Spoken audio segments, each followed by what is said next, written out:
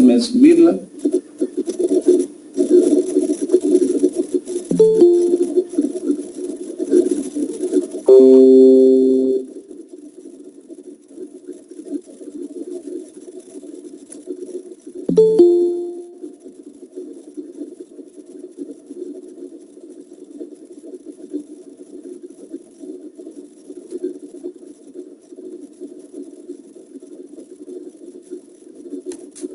Ahí ya la están viendo, mis amigos.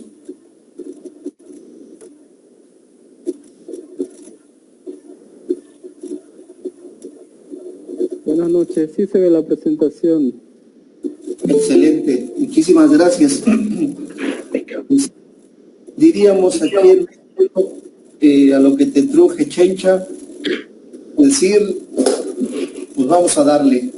Entonces, mis queridos amigos, pues como ya me han dado la oportunidad de escucharme en ocasiones anteriores, ahora lo que se nos viene es hablar de la serie blanca. Como les comentaba, en la serie roja, pues obviamente tiene mucho que ver la morfología para el diagnóstico de todas las patologías, y en este caso la serie blanca es completamente lo mismo. Entonces, en el momento de que usted vaya teniendo alguna duda, por favorcito, hágamelo saber para que no se me vayan a quedar con ninguna duda. Entonces, ¿cómo empieza todo? Pues resulta que las células sanguíneas, como lo vimos ya en la serie roja, pues derivan de una célula que es la célula tronco hematopoyética, la cual se va a dividir y va a dar célula formadora de colonias GEM, que va a dividirse y va a dar lugar a los eritrocitos, que ya los estudiamos. Y ahora lo que se nos viene son los glóbulos blancos, neutrófilos, eosinófilos, basófilos, monocitos. Y también la célula tronco puede dividirse y dar célula formadora de colonias de precursores linfoides tempranos. Es decir, la célula tronco se divide y da GEM, o se divide y da linfocitos para fines de entendimiento. ¿Estamos? ¿Y qué es lo que tienen que saber? Y aquí empieza todo lo importante de la materia. ¿Cuántos tipos de glóbulos blancos tenemos en circulación? Pues neutrófilos, linfocitos, eosinófilos, basófilos y monos. Son los diferentes tipos de células que tenemos en la sangre. Obviamente de linfocitos habría linfocitos B, linfocitos T, linfocitos citotóxicos, linfocitos NK.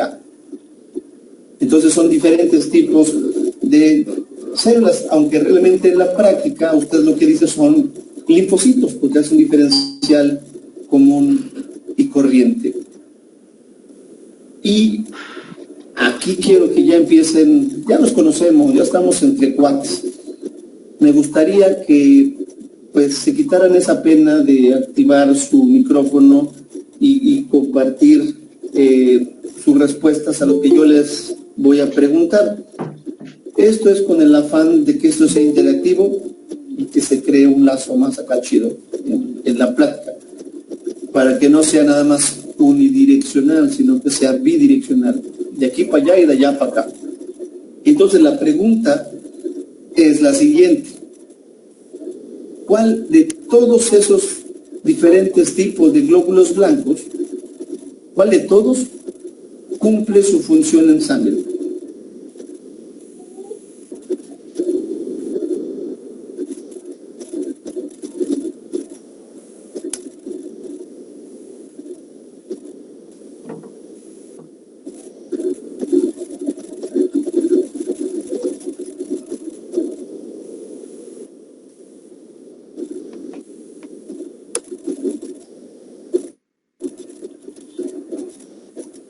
Se les venga a la mente.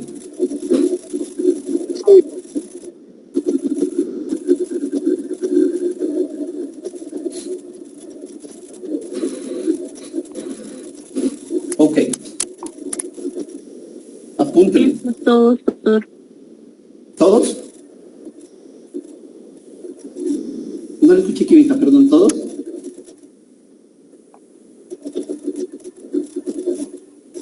Sí, todas las células. Ok. Eso es lo primero que se nos viene a la mente. Yo creo que a más de uno comparte pues la respuesta de nuestra amiga química. Y aquí viene el detalle. Apúntenle. Ningún glóbulo blanco cumple su función en sangre. Les va a parecer extraño todo esto, pero aquí está el conocimiento. Y lo que yo quiero es que entendamos las cosas. Ningún glóbulo blanco cumple su función en sangre. Únicamente ocupan la sangre como un medio de transporte. Fíjense lo interesante de todo esto. Ningún glóbulo blanco cumple su función en sangre, únicamente la ocupan como un medio de transporte. ¿Por qué no funcionan en la sangre? La respuesta es simple. Porque la sangre es estéril. Pero bueno, supongamos que algún patógeno entra a la sangre. Esto es muy, muy delicado. Supongamos que un patógeno entra a la sangre y es una bacteria. Y a lo mejor mi conocimiento sería el siguiente.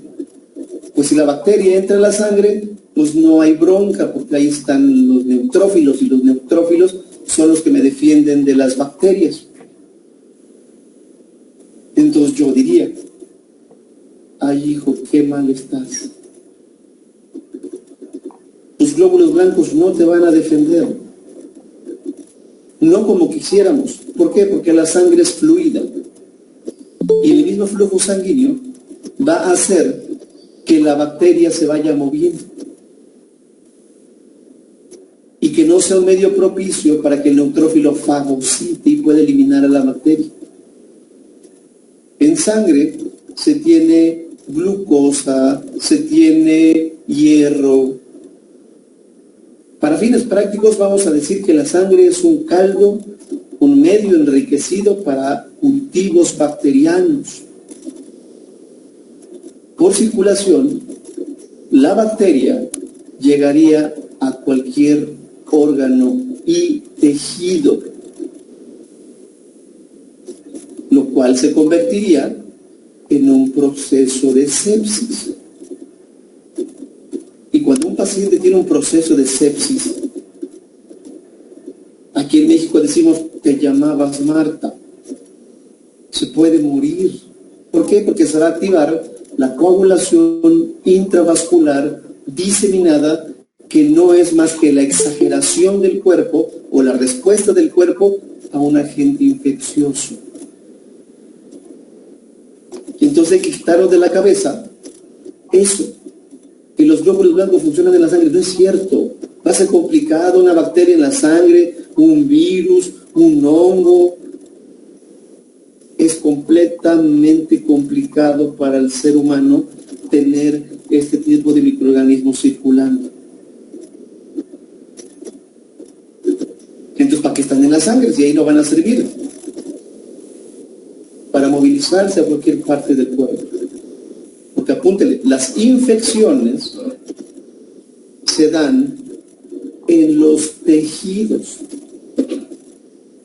Las infecciones se dan en los tejidos. Entonces las células de la sangre migran a los tejidos. ¿Para qué? Para eliminar la infección en un tejido. Es muy complicado eliminarla en circulación. Entonces, con esto que acabo de decir, pues pues ya pierde cierto sentido el que le demos peso a la cantidad de glóbulos blancos que hay en la circulación. Pues no sirven ahí. No sirven ahí, simplemente lo ocupan como medio de transporte. Entonces, ¿qué es lo que va a suceder con el número de glóbulos blancos? Que el número de glóbulos blancos se convierte en un promedio de células que está determinado por la cantidad de células que salen de la médula, que es donde se producen, a la sangre, pero también de las que se salen de la sangre a un tejido. Cuando usted menciona, es que mi paciente tiene 10,000 o 15,000 o 30,000 leucocitos, no está mal dicho, pero no es lo correcto. Lo correcto y prudente es que usted diga, el paciente tiene 15,000 o 20,000 o 5,000 glóbulos blancos en promedio, siempre ocupando la palabra en promedio. ¿Por qué? Porque me da la oportunidad de pensar que no es la cantidad real que tiene, sino más bien es un promedio que está determinado por las células que salen de la médula a la sangre, pero también de las que salen de la sangre al tejido.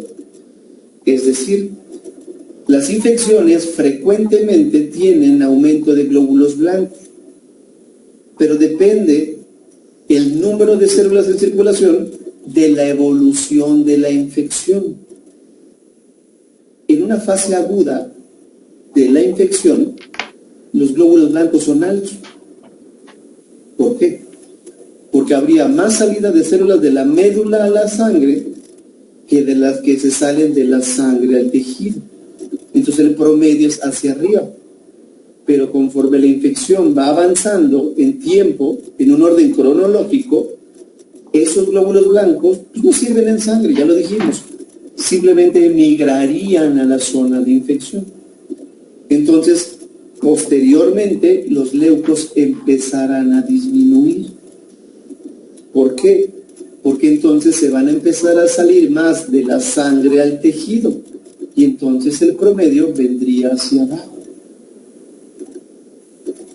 Con esto quiero dejar perfectamente claro que un paciente puede tener infección con leucos altos cuando el promedio en sangre sea mayor de la cantidad de células que salen de la médula a la sangre. Puede haber leucos normales cuando sea un equilibrio entre las que salen de la médula a la sangre y de las que salen de la sangre al tejido. Habría un promedio normal, pero incluso podríamos tener leucopenia. ¿Cuándo? Cuando la cantidad de células que salen de la médula a la sangre se vea rebasada de las que salen de la sangre al tejido. Entonces, todo eso es importante que lo vayan considerando para interpretar mejor la biometría. Tenemos diferentes tipos de glóbulos blancos, como ya oportunamente hemos mencionado. Y cada uno de ellos cumple una función muy particular. Por eso cuando nosotros tengamos un aumento en el número de leucocitos, siempre va a ser importante que usted diga cuál es el predominio del leucocito para tratar de orientar el posible proceso infeccioso. Usted no puede decir leucocitosis nomás a secas. Tiene que decir leucocitosis a expensas ¿de qué?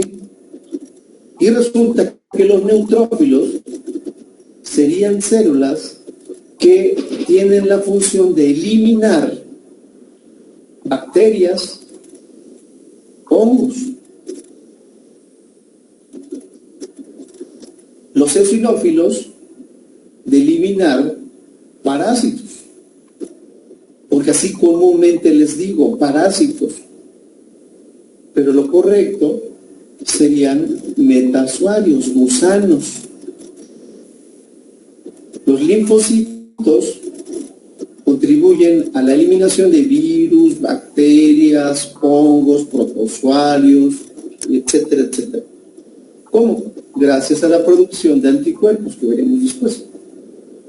Los monocitos, defienden de bacterias y virus. ¿Por qué? Porque esos monocitos migran al tejido y continúan su proceso de maduración hacia macrófagos.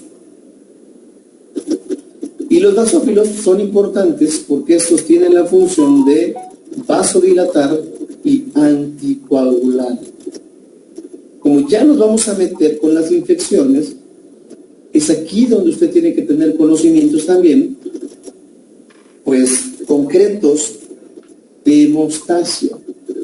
Por eso la hematología es muy chida, es muy bonita, porque implica que usted sepa de varias cosas.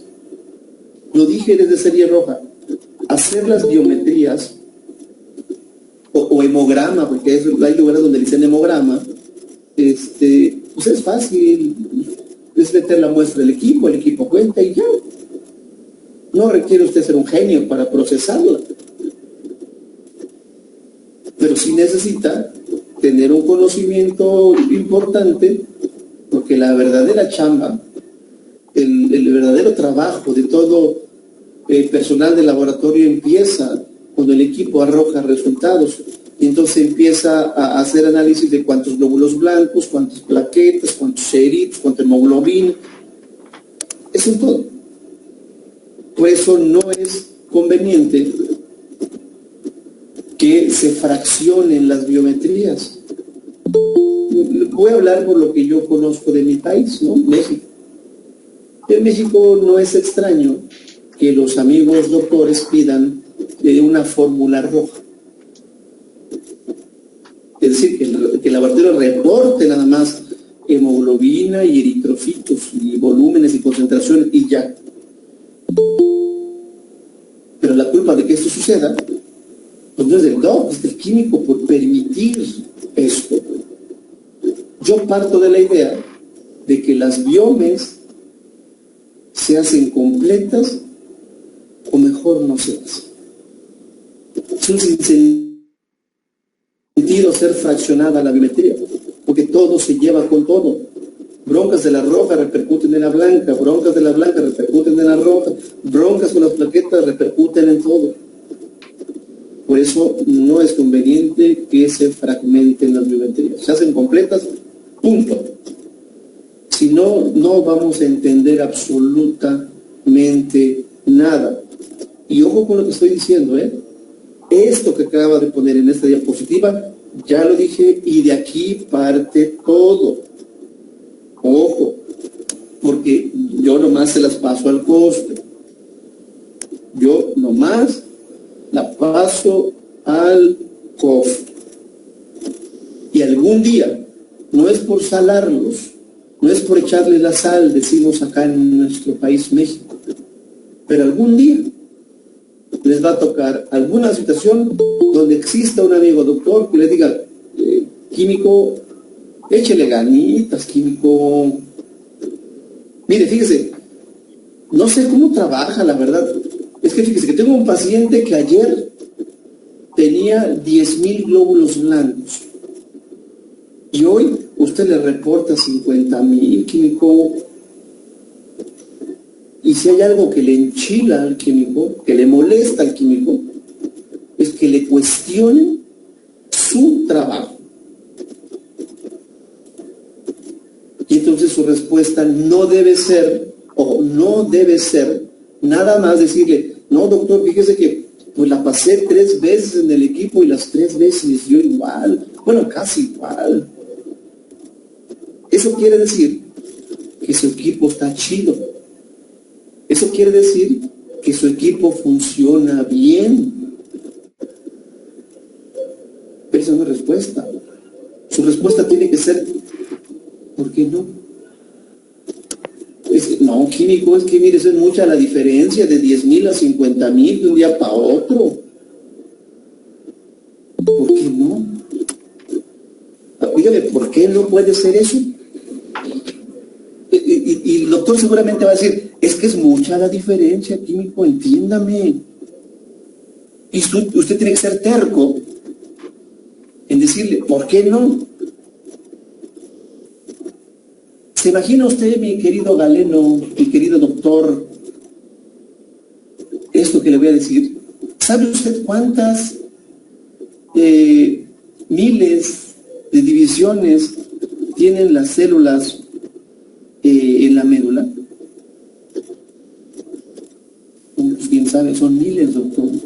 Y esas divisiones de células lo que van a traer consigo es que la cantidad de células que salen de la médula a la sangre sean mayores de las que normalmente se tienen. Por eso el promedio tiende a ser alto. Ojo, es un promedio, doctor. Es más, ¿sabe usted que los glóbulos blancos, algunos, para ser más específicos, la mitad, ojo, la mitad, ni siquiera están circulando, están pegados a los vasos? Entonces, si están pegados a los vasos, obviamente no son susceptibles de un conteo. Eso quiere decir que un paciente que yo le reporto 5,000, pues no tiene 5,000, tiene más.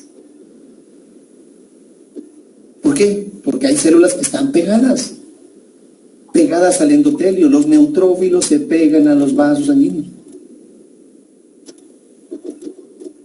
Y usted remata todavía. ¿Cuándo dijo que tenías 10,000, doctor? Ay, químico, le estoy diciendo que ayer, ponga atención, químico, ayer tenía 10,000. Uy, perdón, querido doctor. Pues resulta que esa biome sirvió para ayer. Hoy es hoy. Y la cantidad de glóbulos blancos puede subir o bajar rápidamente. O sea, apúntalo bien, rápidamente. ¿Por qué? Porque hablamos de miles. Cuando hablamos de miles, es fácil que nosotros tengamos cifras que se puedan elevar o bajar rápidamente, porque son miles. Eso apúntelo.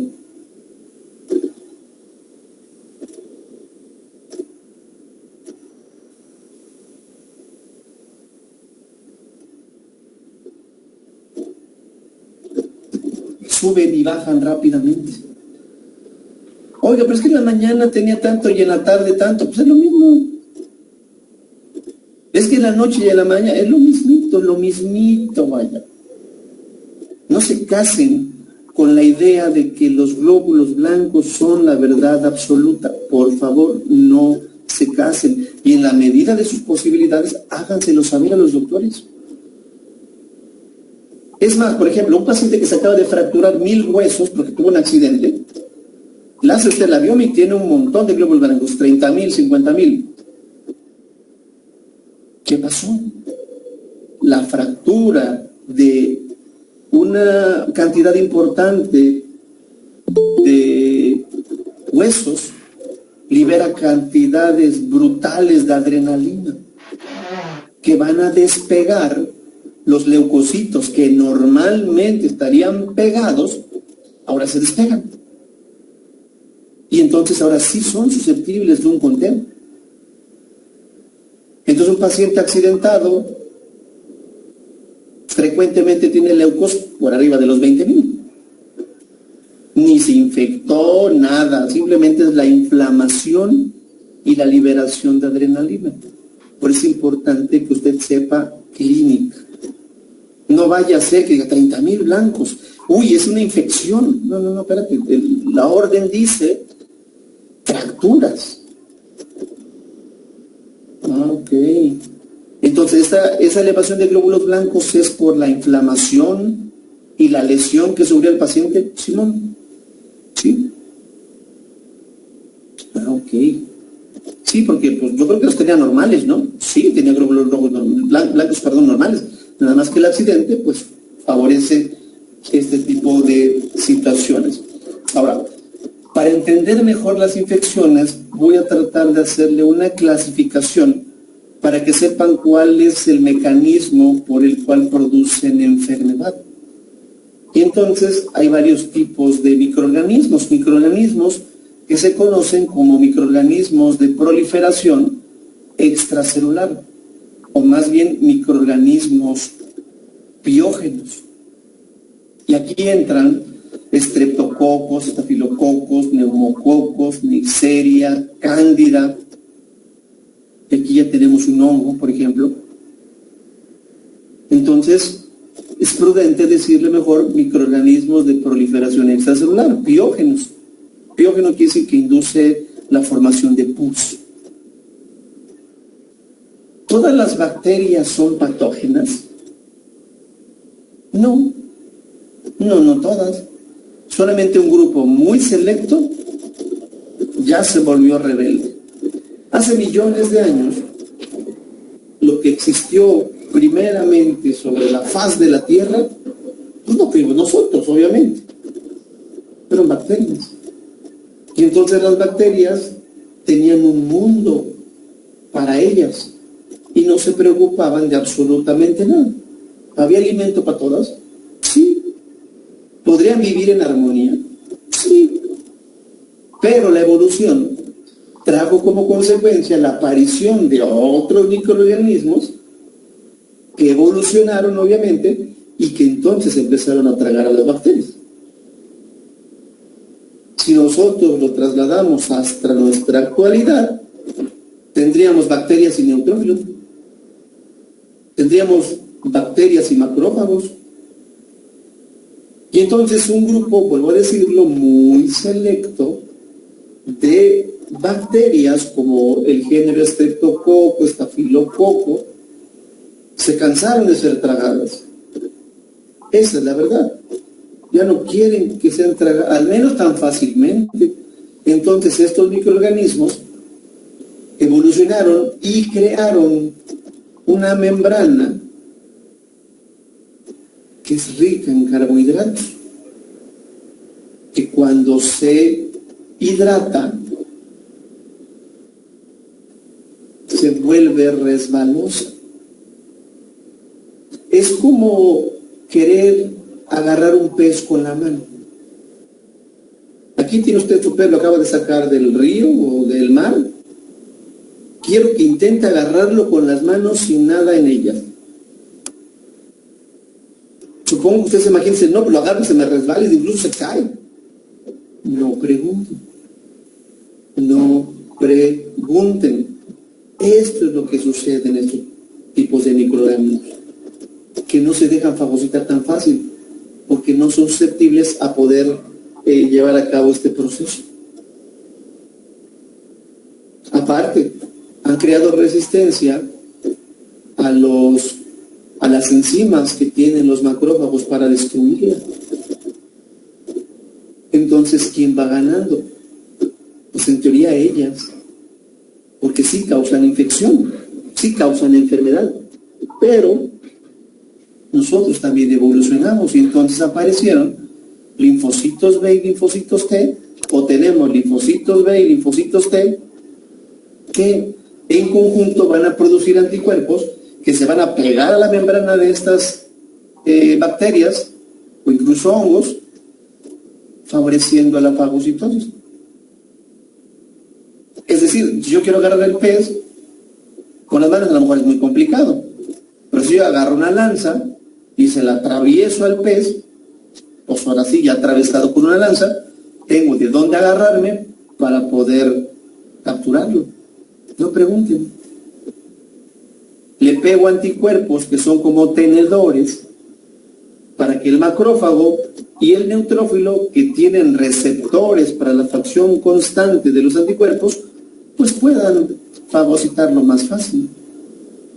Entonces aquí empieza una evolución constante de microorganismos con ser humano. Entonces, ¿quién va ganando? Pues en teoría, pues nosotros, ¿no? Porque podemos producir anticuerpos. Y si no, pues ya tenemos antibióticos, que es lo que ayuda en gran medida. Pero los microorganismos no se quedaron contentos, evolucionan.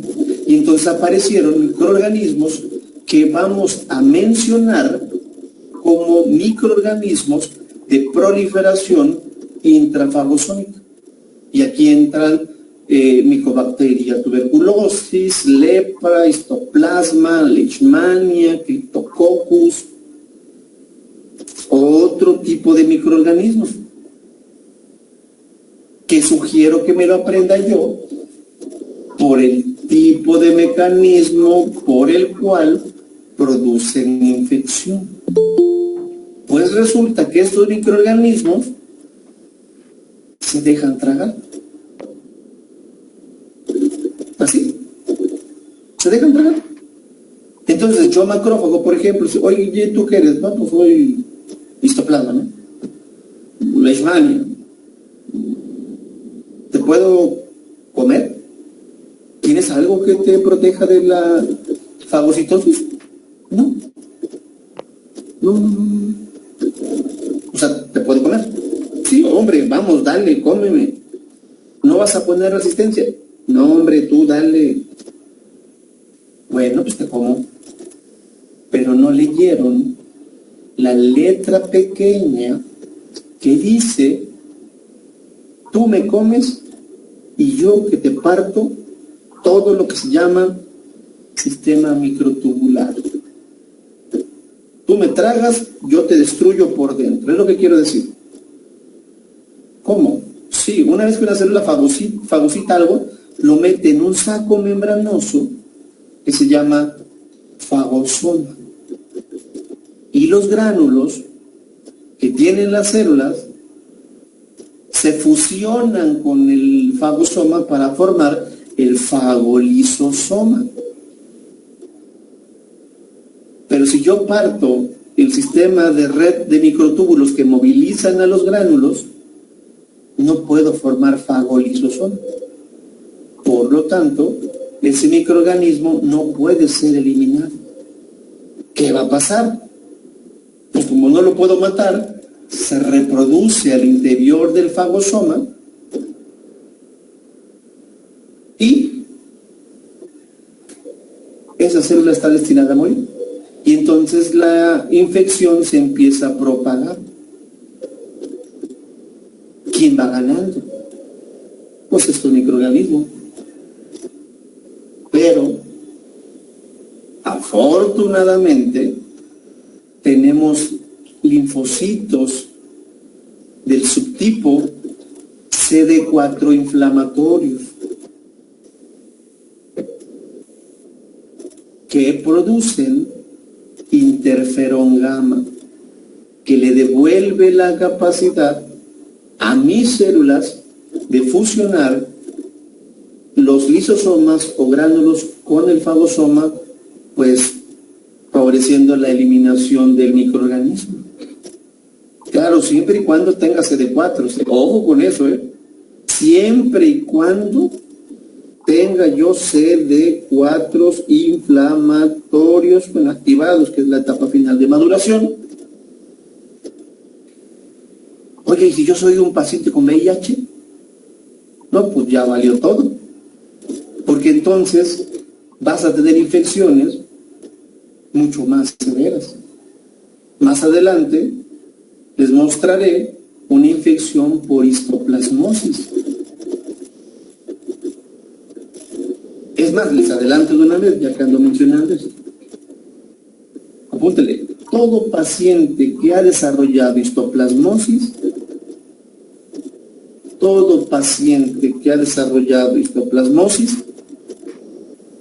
debo hacerle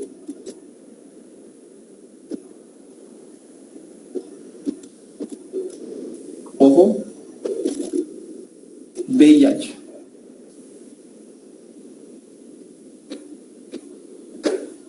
Todo paciente que ha desarrollado histoplasmosis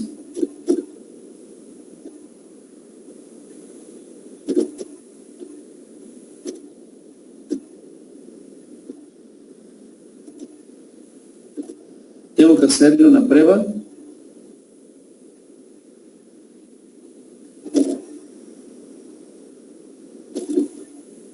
para VIH.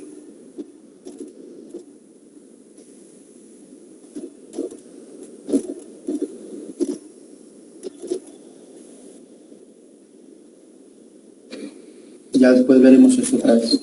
Esa regla, ¿eh? Oiga, es que el doctor no la pidió. Me vale, usted la hace. Por su propia seguridad, por la seguridad de todas las personitas que tengan que ver con ese paciente. Es decir, en condiciones normales, la gente no tendría que infectarse por histoplasma, porque su sistema inmunológico trabajaría como relojito suizo y eliminaría sin problema la infección. Pero pacientes inmunosuprimidos, el VIH es una opción, pero no nomás la única, ¿no? VIH, un paciente desnutrido, un paciente con cáncer, un paciente con tratamiento con quimioterapia, son pacientes que tienen que tener muchos cuidados, pero se las dejo hacia el costo. ¿Quiénes van ganando? Pues en teoría, pues ahí vamos una y una. Pero los microorganismos, pues no se quedan contentos. Y entonces hay otros microorganismos que mencionamos que se conocen como microorganismos de proliferación intracitoplásmica. Y aquí entran los virus. Estábamos en la época del COVID, por cierto. Pero clamidia, micoplasma, rickettsia. Estos son microorganismos que infectan las células y que quedan inmersas en el citoplasma. Es decir, no están dentro de un fagosoma. Entonces, si no están dentro de un fagosoma, pues no se pueden eliminar. Así de sencillo. Es un mecanismo sumamente interesante de patogenicidad. Entonces, ¿cómo nos defendemos de este tipo de microorganismos? Afortunadamente, todas las células del cuerpo, a excepción de macrófagos, linfocitos B y dendríticas presentadoras de antígeno, tienen moléculas de histocompatibilidad clase 1. Todas las células del cuerpo, a excepción de macrófagos, linfocitos B y dendríticas presentadoras de antígeno, tienen moléculas de histocompatibilidad clase 1.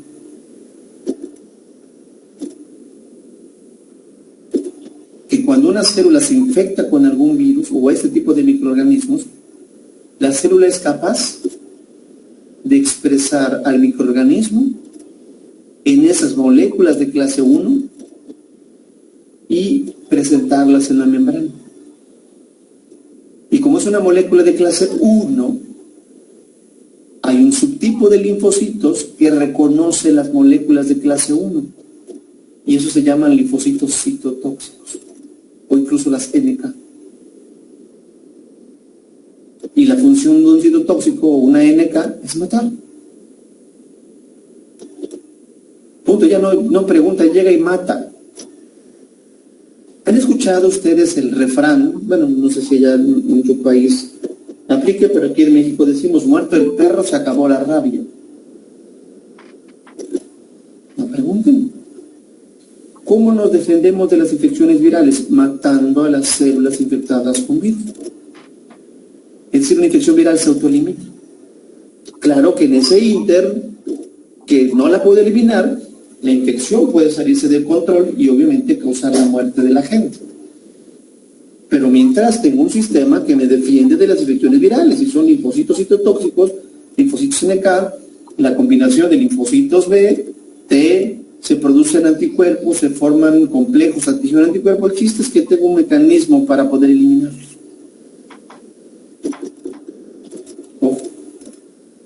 Los macrófagos, linfocitos B y dendríticas presentadoras de antígeno tienen moléculas de histocompatibilidad clase 2. Macrófagos, linfocitos B y dendríticas presentadoras de antígeno tienen moléculas de clase 2. Todas las demás células del cuerpo tienen clase 1. Y bueno, los eritrocitos pues no tienen ni uno ni otro. Los pobres no tienen nada. Y ahí viene el siguiente tipo de microorganismo que causa infección. Yo te lo digo, después de todo esto, se conocen otro tipo de microorganismos que se llaman microorganismos de proliferación igual extracelular, pero que son gigantes. El microorganismo desarrolló gigantismo. Y entonces, al ser muy grandotes, Ascaristemia, Uncinaria, Trichinella, dirían, a ver, trágame. A ver, quiero ver que me tragues. No, pues estás muy grandote. Ah, bueno, entonces aguas, no te lo pongas al tiro porque ni siquiera puedes tragar. Ah, pero no contaban con la astucia, diría el Chapulín, de que nosotros tenemos un ejército de eosinófilos. El eosinófilo no traga, pero sí vomita, sí guacalea, sí le vierte el contenido de sus gránulos a estos tipos de gusanos. Es decir, una ascaristenia, los eosinófilos le caen como aboneros en quincena. Lo rodean y lo guacalean, literalmente quemando al gusano, para que después los macrófagos puedan llegar a tragarse el cadáver. ¿Quieren imaginarlo? Una lombriz con hormigas. ¿Una sola hormiga mata a una lombriz? No. Pero no le cae una, le caen miles de hormigas, cientos de hormigas. Y entre todas matan a la lombriz. Ahí está, no pregunten.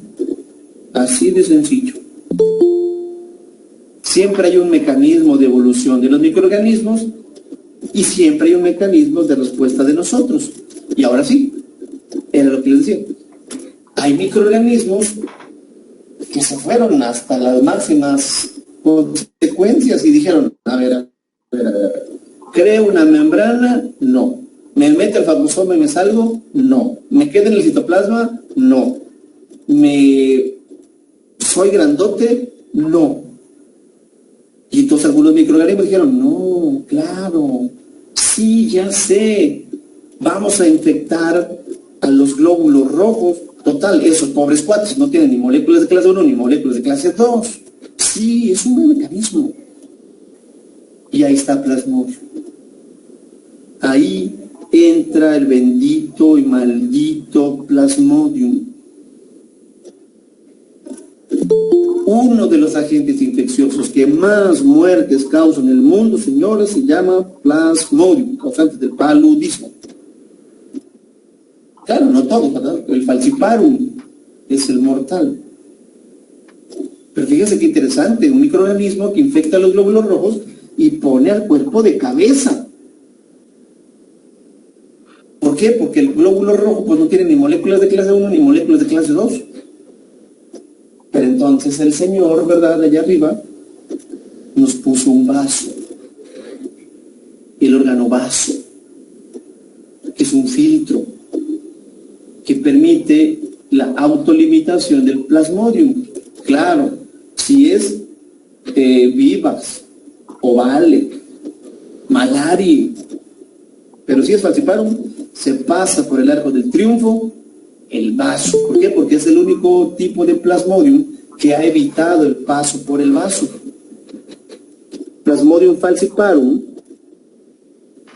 hace que el eritrocito exprese moléculas de adhesión que le permitan pegarse a la microcirculación. ¿Para qué? Para que no pasar por el vaso. Y si no pasa por el vaso, la eliminación no es tan fácil. ¿Y qué es lo que hace el cuerpo ante los agentes infecciosos como un primer mecanismo de defensa? Elevar la temperatura. La fiebre. Fiebre alta, dicen los amigos doctores, correctamente. Las fiebres en estos pacientes son tan altas que los pacientes convulsionan y mueren por fiebre. Por eso el Señor, ¿verdad?, también creó la hemoglobina S, la ovalocitosis del sureste de Asia, la deficiencia de glucosa sin fosfato deshidrogenasa, pues para tratarle de darle pues competencia a este tipo de microorganismos. Y si no, pues hay antibióticos, ¿no? Pero en lo que el paciente empieza con un antibiótico, en ese lapso que no tiene el tratamiento se puede morir. Entonces, si se dan cuenta, lo que he querido decirles en este tiempo es cómo son que los microorganismos crean un mecanismo de infección. ¿Estamos? Entonces, ahora creo yo que tendríamos una nueva visión de cómo se comportan los agentes infecciosos. Y entonces vamos a empezar a hablar de procesos infecciosos. Vamos a hablar de los más comunes. Tenemos 3 sesiones para cubrir nuestro tema. Entonces, empecemos ya con cuestiones de aplicación de este conocimiento que acabamos de decir. Y entonces los neutrófilos, apúntenle, a partir de hoy debo ver con respeto a los neutrófilos. A partir de hoy debo ver con respeto a los neutrófilos. ¿Por qué? Porque dan su vida por mí. Dan su vida por mí. Pero usted lo cuenta como si nada. Es una falta de respeto, ¿eh? El neutrófilo es como los aviones kamikaze, los aviones japoneses que se ocuparon en la Guerra Mundial. Y usted dijo, sí cierto, no, sí cierto, los aviones kamikaze, esos cuates, esos japoneses, eso se llamaba amor a la patria, ¿eh? ¿Por qué? Porque se impactaban con todo el avión, a sabiendas que se iban a morir. Pero ¿qué es lo que aseguraban? La destrucción del objetivo. No pregunten, eso hacen sus neutrófilos. Por aquí el neutrófilo traga una bacteria, la mata y se muere con toda y bacteria, ¿eh?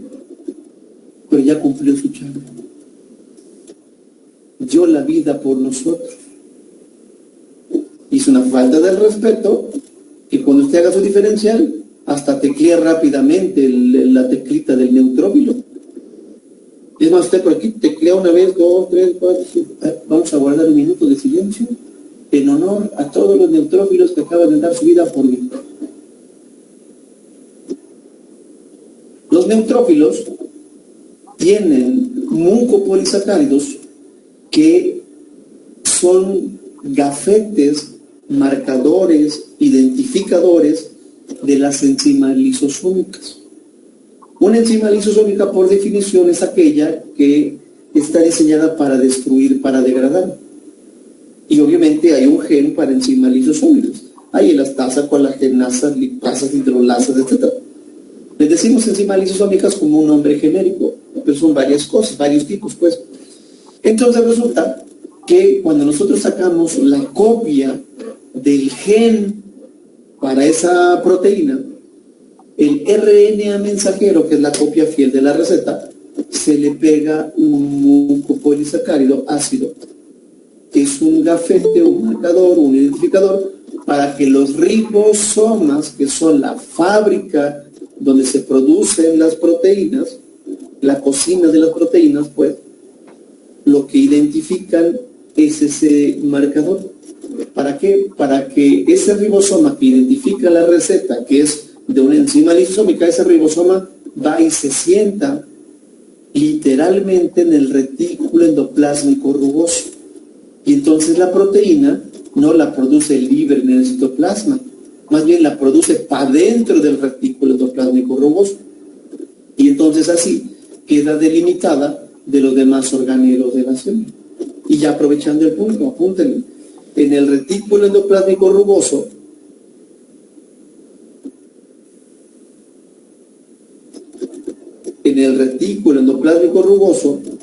se producen tres tipos de proteínas.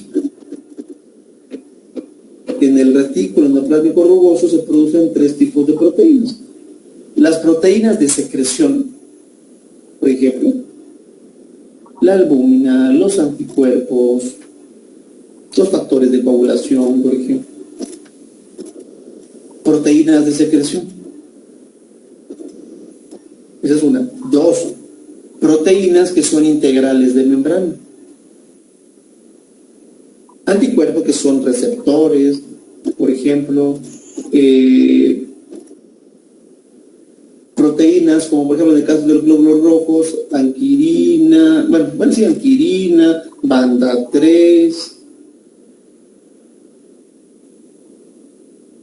En el caso de los otros tipos de células, pues en los linfocitos T,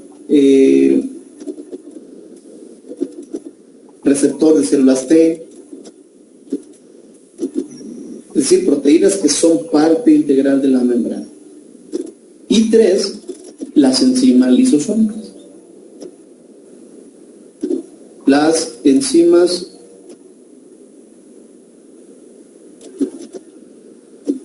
lisosómicas. Son tres tipos de proteínas que se producen en ese tipo de retículo endoplásmico rugoso. Claro, los gránulos también van a tener mucopolisacaridasas que degradan a esos gafetos.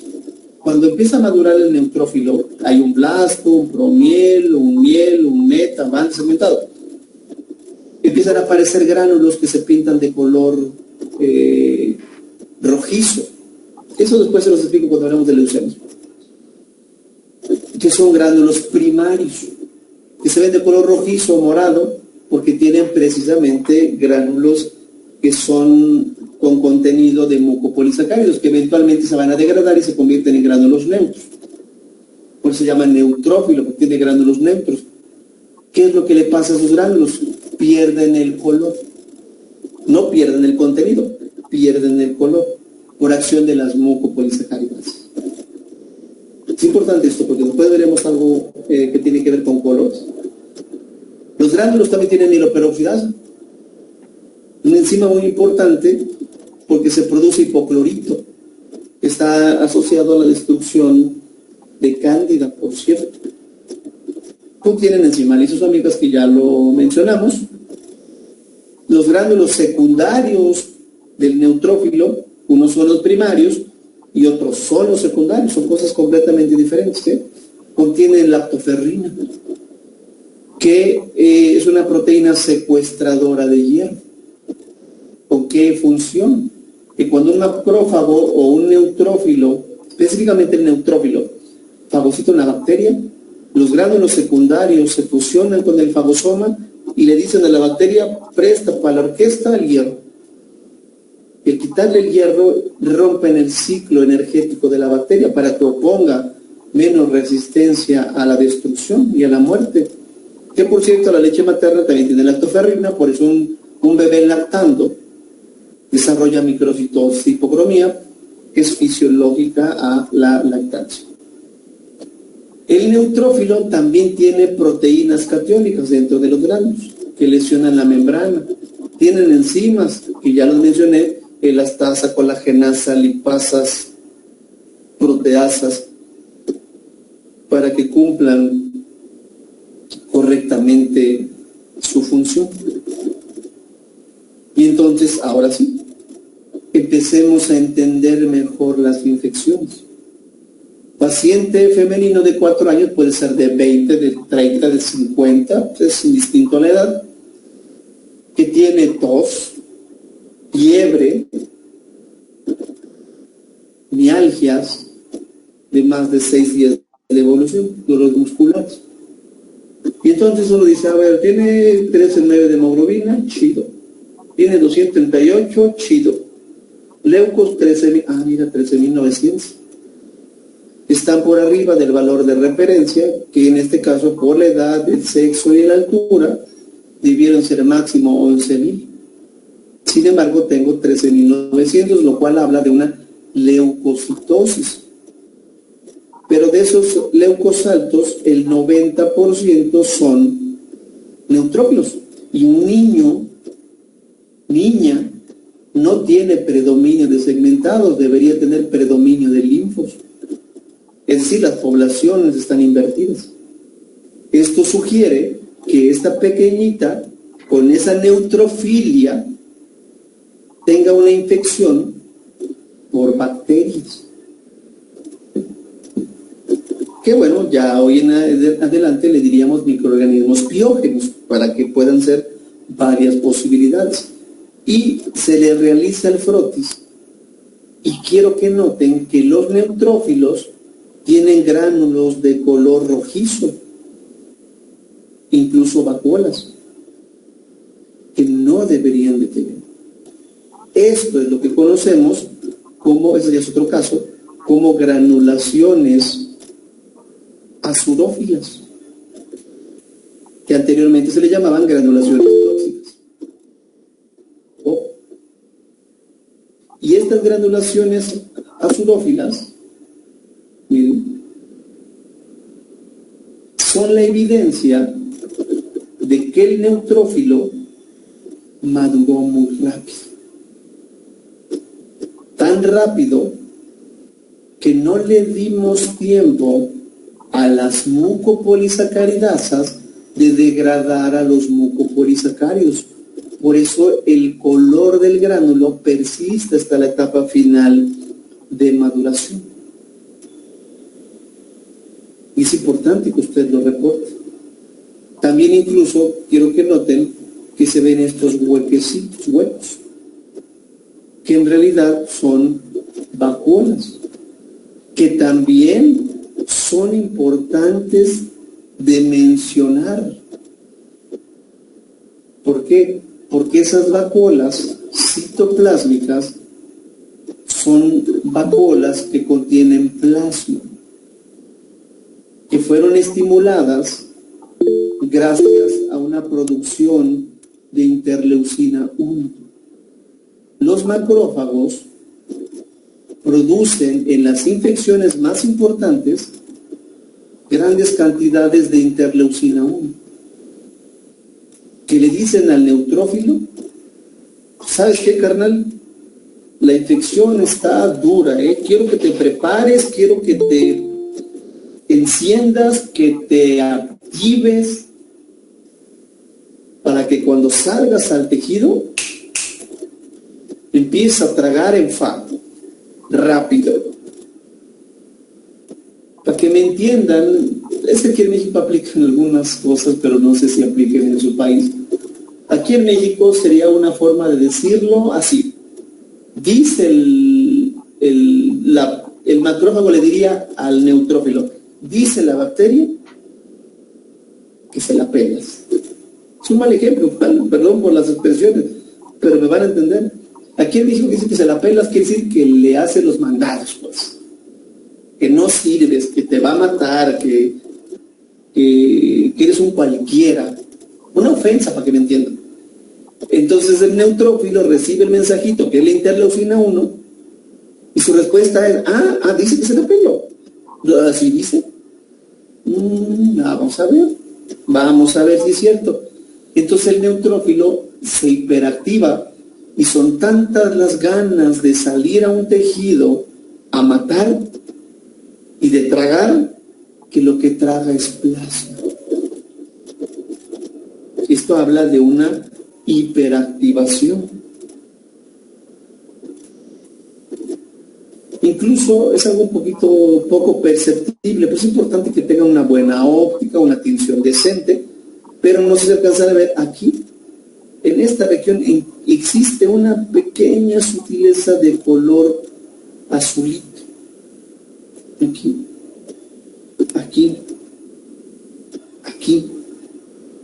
que son los cuerpos de DEL o cuerpos de DOL. En realidad es retículo endoplasmico rugoso no degradado. Los cuerpos de DOL, los cuerpos de DEL, que quieran ver, tienen retículo endoplásmico rugoso no degradador, que también viene a tono de lo mismo, viene a tono de una maduración acelerada, y todo esto como respuesta ante un cuadro infeccioso. Entonces es digno de que usted lo reporte. Y entonces usted no está para ponerle leucocitosis, neutrofilia, granulación tóxica y ya. No, tiene que elaborar un reporte lo suficientemente interesante que tenga una tendencia de diagnóstico. Entonces lo que yo sugiero para este tipo de pacientes es lo siguiente: citometría hemática con datos de leucocitosis a expensas del incremento en los valores porcentuales y absolutos de neutrófilos segmentados. Es importante decirle, hay leucos altos y lo que aumenta son los neutrófilos. Y que a la revisión microscópica se observan neutrófilos con granulaciones azulófilas. Y para que nos vayamos entendiendo, anteriormente llamada granulación tóxica. Y en este caso, vacuolas citológicas, lo cual es sugerente de un probable cuadro infeccioso por microorganismos piógenos.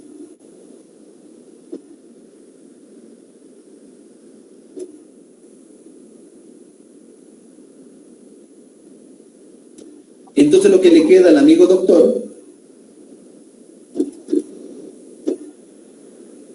ojo, el amigo doctor, nada más va a quedarle decir, ¿dónde químico? ¿Dónde está la infección? Ah, pues quién sabe, ¿no? Eso sí, no sé. Eso sí, no lo sé.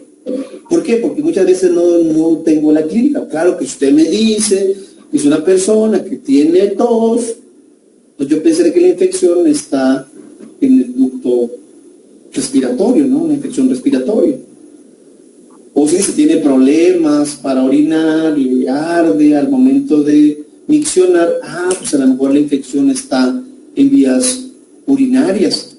O a lo mejor es un paciente diabético, ¿verdad? Que tiene pie diabético y entonces tiene la infección en el pie. Ok. Si tiene diarrea, pues a lo mejor pensaré que la infección es en el tracto gastrointestinal, ¿no? Ok. Entonces ya teniendo clínica podemos tratar de orientar la zona de infección. ¿Estamos?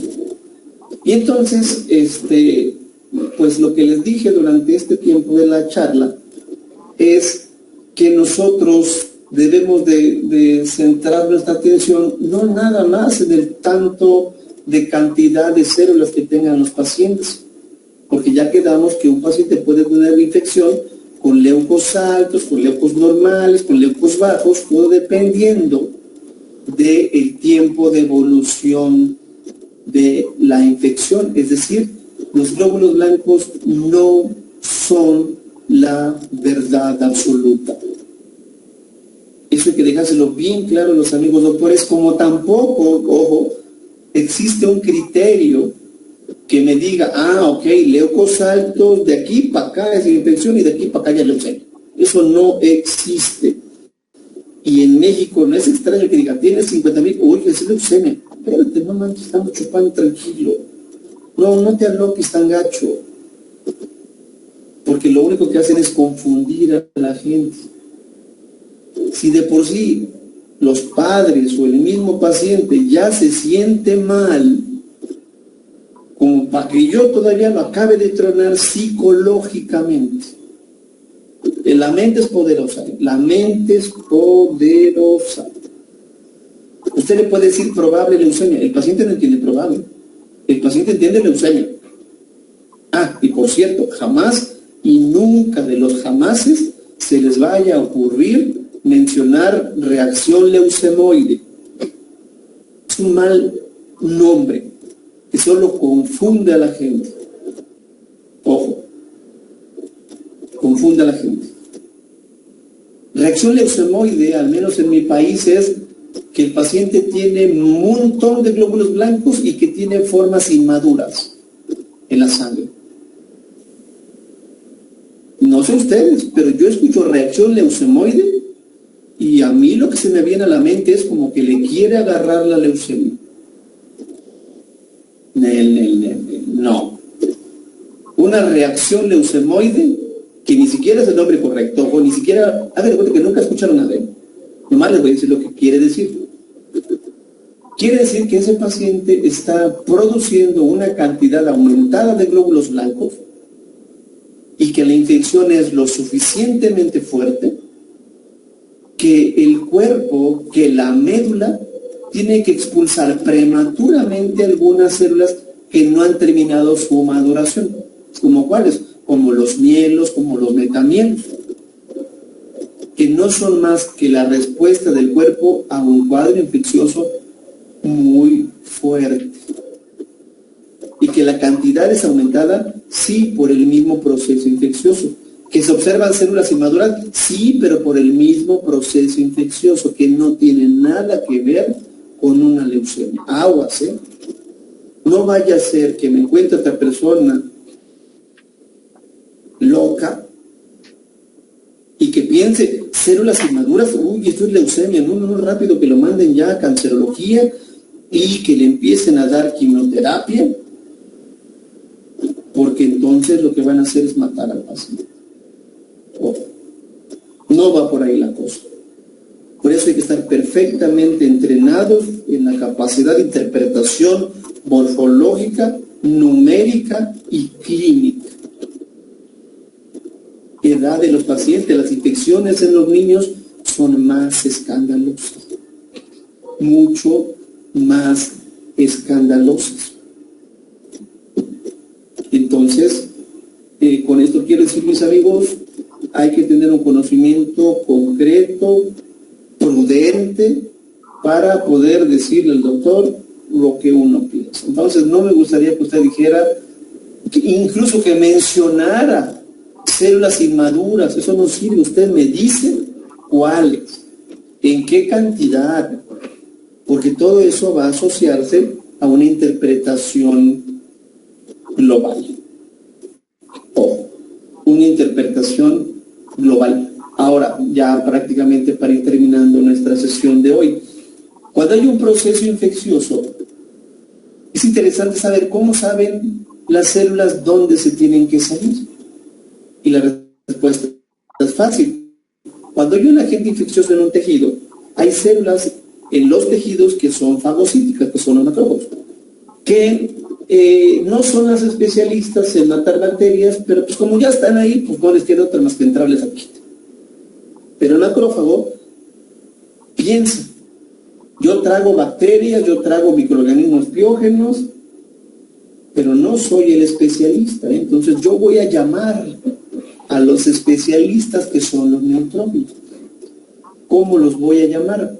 El macrófago tiene la capacidad de secretar interleucinas como la interleucina 8, la interleucina 1, secreta también factor de necrosis tumoral que estimula a que esa zona de la infección se vuelva permeable a los neutrófilos. Gracias a que también en la zona de los tejidos siempre hay células que son primas hermanas de los basófilos, que son las células cebadas. Las células cebadas cumplen un papel muy importante en los procesos infecciosos porque las células cebadas liberan histamina y la histamina es un vasodilatador. Esto quiere decir que los vasos sanguíneos se vuelven permeables a la circulación local de la zona de infección, y cuando yo digo que el vaso se vuelve permeable, quiere decir que se inflama. Y ante la inflamación, pues se salen pues todo, eritros, leucos, plaquetas, factores de la coagulación, activándose la misma en la zona circundante al tejido infectado. ¿Para qué?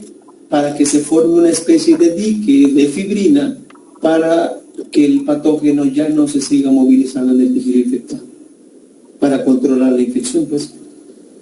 Dicho esto, quiere decir que si la infección es lo suficientemente importante en un tejido, se van a salir más factores, más plasma que conlleva factores, y entonces se activa una coagulación de manera más importante. Y siempre que usted hable de coagulación y se imagine fibrina, tiene que imaginarse que en esa fibrina también van implicadas las plaquetas. Por lo tanto, no es extraño que en los procesos infecciosos por piógenos, bacterias, que es lo más común, exista una plaquetopenia. Y esa plaquetopenia se llama plaquetopenia por consumo, que tiene que ver con la formación de la fibrina en un tejido infectado. No dije que todas las infecciones tienen plaquetopenia, pero si usted tiene un paciente con una infección bacteriana y tiene plaquetopenia, en ese momento dice, ya sé por qué bajaron las plaquetas, porque se empezó a formar una cantidad importante de fibrina en el tejido infectado. ¿Estamos? Incluso si la infección es muy severa, puede ser que el patógeno entre a la circulación y entonces se convierte en un proceso séptico, y eso sí es muy delicado, que le puede quitar la vida a los pacientes. Por eso dijimos en un principio, los glóbulos blancos no funcionan en sangre, únicamente la ocupan como un medio de transporte. Y bueno, mis queridos amigos, ya para terminar nuestra sesión del día de hoy, es importante que sepamos encaminar o dirigir el diagnóstico de nuestros pacientes dependiendo del tipo de glóbulo blanco que predomina. En este caso, pues, si hay neutrofilia, pienso que la infección es por biógenos o incluso que el paciente tenga algún proceso inflamatorio. No nada más se casen con biógenos, puede ser una inflamación. Si se elevan los linfos, pues pensaría que a lo mejor es un virus lo que está afectando al paciente, y después veremos cuando entremos con leucemias que si hay un aumento de linfocitos y es un adulto, pues podríamos pensar en algo neoplásico, y la primera opción a pensar es la leucemia linfocítica crónica B. En el caso de los eosinófilos se llamaría eosinofilia, y entonces lo más común pueden ser una infección por algún gusano o una reacción de alergia. Acuérdense, la respuesta más simple muchas veces es la mejor respuesta. No me gustaría que se alocara y pensara lo más raro, lo más grave. No, siempre empezamos por lo más común y después vamos evolucionando en la tendencia de diagnóstico. Si se elevan los monocitos, pues generalmente puede ser una infección viral como piógena, y si es algo neoplásico puede ser la leucemia mielomonocíclica crónica, que es algo raro, no es tan común. La elevación de los basófilos, eso no es tan común, y generalmente la debo de asociar a neoplasias. Y la más importante va a ser la leucemia mieloide crónica, que bueno, ahorita no nos estresemos porque eso lo vamos a ver más adelante cuando entremos ya a leucemias, que muy seguramente es un punto al que usted está ansioso de tocar, porque es de lo que se muere la gente, lo más grave. Déjame decirle que hay cosas más graves y no tienen nada que ver con neoplasias. La leucemia no es lo más grave que le puede pasar a la gente. Al menos en las leucemias hay tratamiento. Pero cuando empecemos a hablar de patología hereditaria de sangre blanca, que solamente tocaré algunas, ojo, se van a dar cuenta de decir, no manches, o sea, que yo pensaba que lo más grave era una leucemia, y no es cierto. Hay pacientes que se pueden morir de una infección porque su sistema celular falla. Entonces, mis queridos amigos, eso ha sido todo por el día de hoy.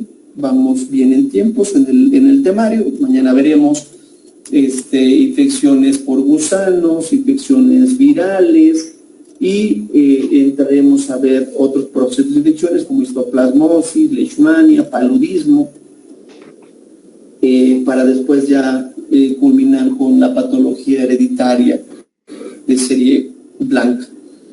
No sé si hasta este momento tengan alguna preguntita. Con toda la confianza del mundo, háganmela saber. Voy a dejar de compartir la pantalla para poder ver quién levanta la mano o quién habla, porque en esta pantalla yo no tengo acceso a ver quién me tiene alguna preguntita.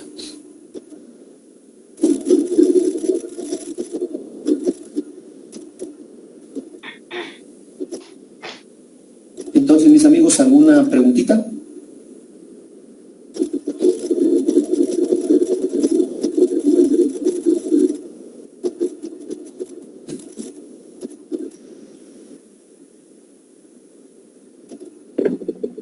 Estimados participantes, el micrófono y el tiempo es de ustedes.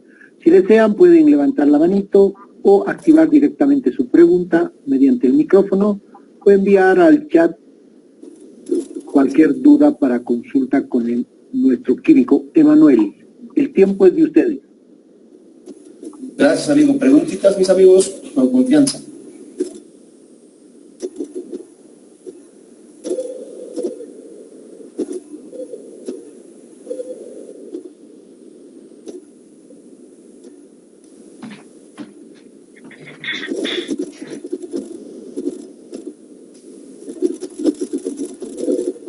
De acuerdo a su experiencia, doctor, ¿ha observado algún tipo de patrón que siga la serie blanca en presencia de Cryptococcus neoformans? Pues en el caso de ese tipo de pacientitos, lo que se tiene es un predominio de neutrófilos. Pero en este caso, pues realmente lo que nos daría el diagnóstico, pues ya más certero, pues sería la observación del microorganismo.